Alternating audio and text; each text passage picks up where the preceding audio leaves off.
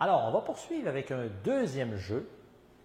Et Martin, on va parler ensemble du nitinol. Effectivement, oui. Est-ce que ça te dit quelque chose, le nitinol?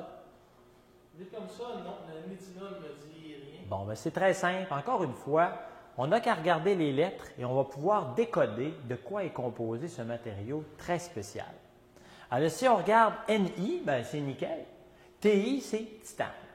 Donc, le nitinol, c'est un alliage de nickel et de titane, environ 45 de nickel, 55 de titane.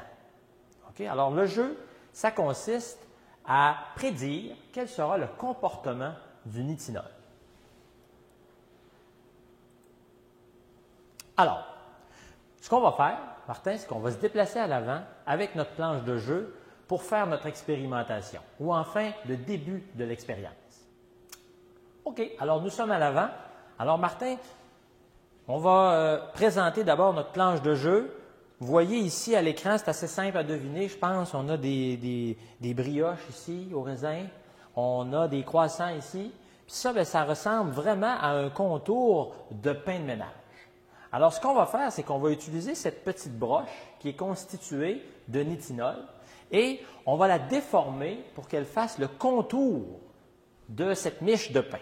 Alors, tiens-moi bien la planche, Martin, et moi, je vais tordre le fil de nitinol.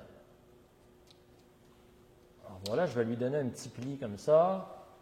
Je vais le replier juste ici, comme ceci. Voilà. Excusez-moi, on y arrive.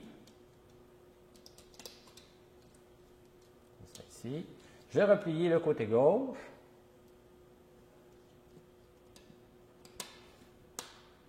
Voilà, je le passe dans mes petites broches. Et voilà, je le sors ici. Et si on regarde ça ensemble, ben, je crois qu'on est d'accord pour dire que ce n'est peut-être pas parfaitement la miche de pain qu'on a ici, mais on voit bien que ça a le contour d'une miche de pain de fesses, on pourrait l'appeler. Exactement. Alors, on va faire notre expérimentation à partir de cet alliage de nitinol. Et pour ce faire, bien, on va retourner à l'arrière. Et voilà, nous sommes à l'arrière, toujours protégés ici pour faire notre expérimentation. Mais avant de faire cette expérimentation, c'est à vous de décider qu'est-ce qui va se produire pendant et après le chauffage de notre contour de miche de pain. Alors, est-ce qu'en A, le fil de nickel-titane, notre nitinol, va devenir très mou?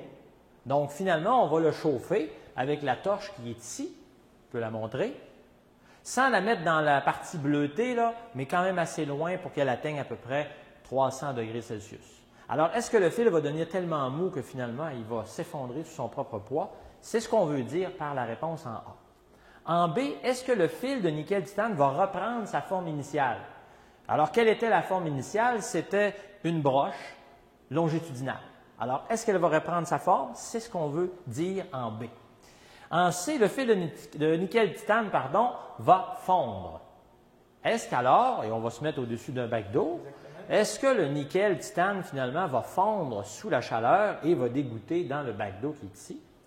Ou encore, en D, le fil de nickel-titane va s'allonger de 2 cm de chaque côté. Ça veut dire que si on le chauffe, on va clairement voir un allongement d'environ 2 cm ici et 2 cm ici. Alors, c'est à vous de décider qu'est-ce qui va se passer.